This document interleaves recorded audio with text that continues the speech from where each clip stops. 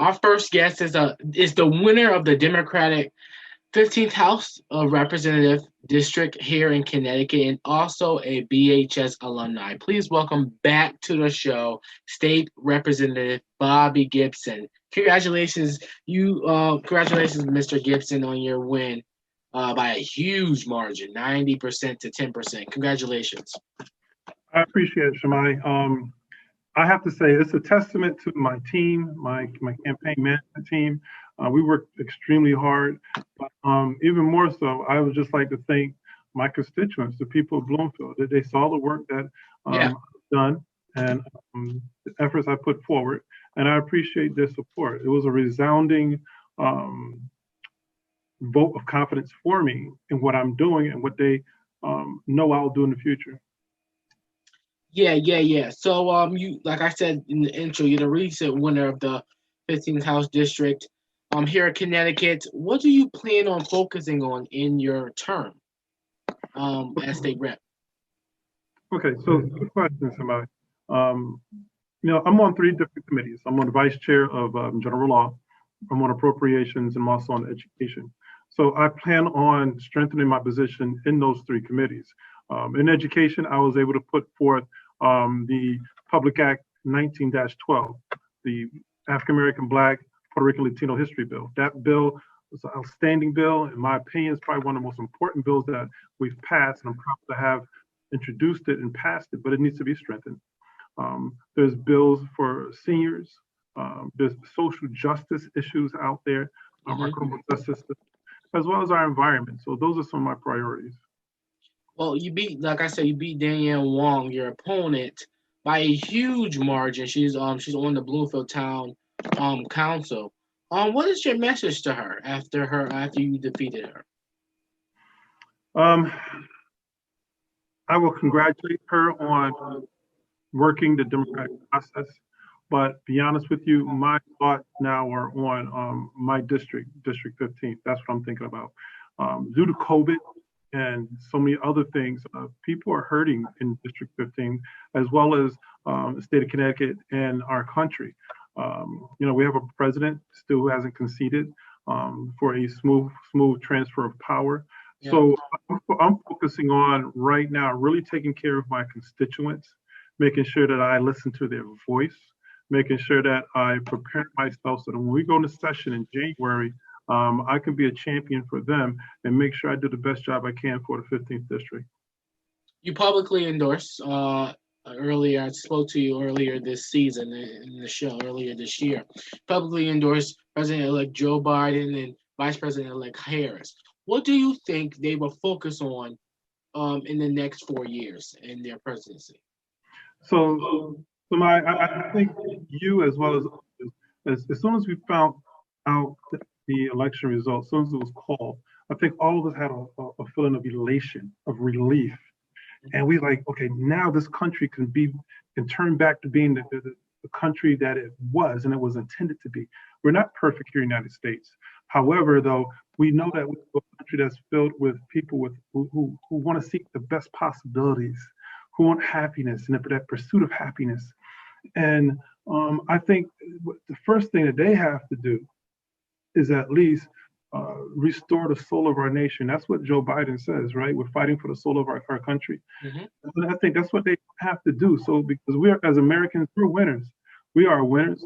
All of us have come to this country one way or the other, and we've contributed to this country, right?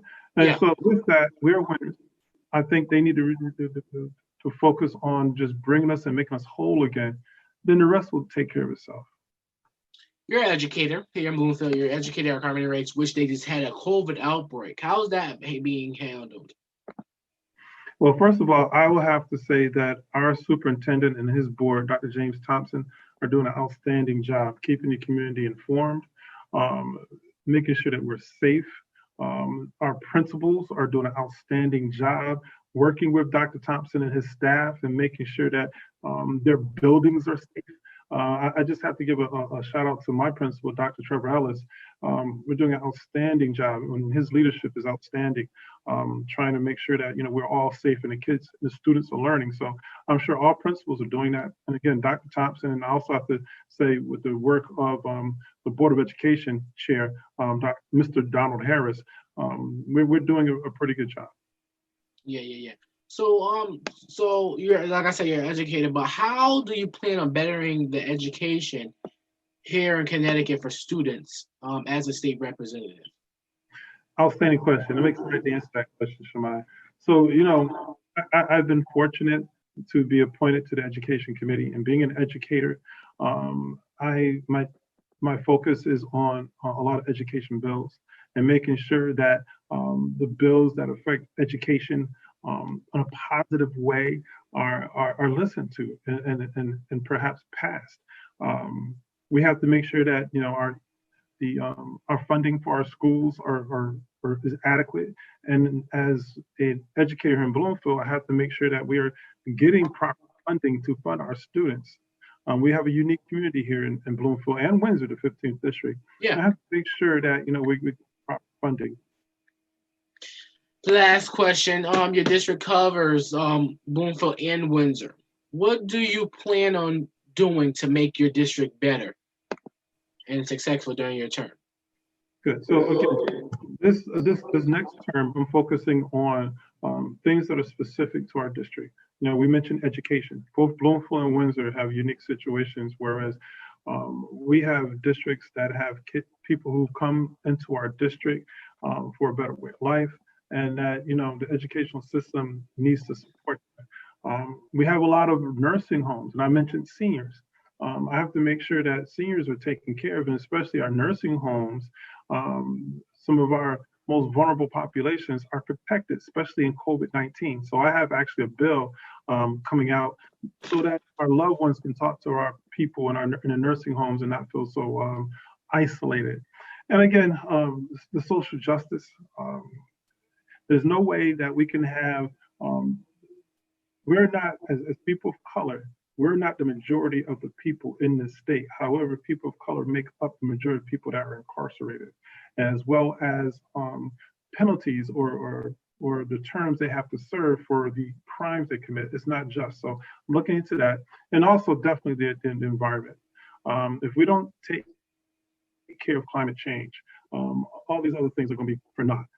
Because this world that we live in today, we have to turn over to our children and our grandchildren, and so we have to make sure that they have a world that's ready to live in and flourishes. You said climate change. Do you believe Joe Biden will be can handle climate change? It's going to take not just Joe Biden. I think it's a step in the right direction.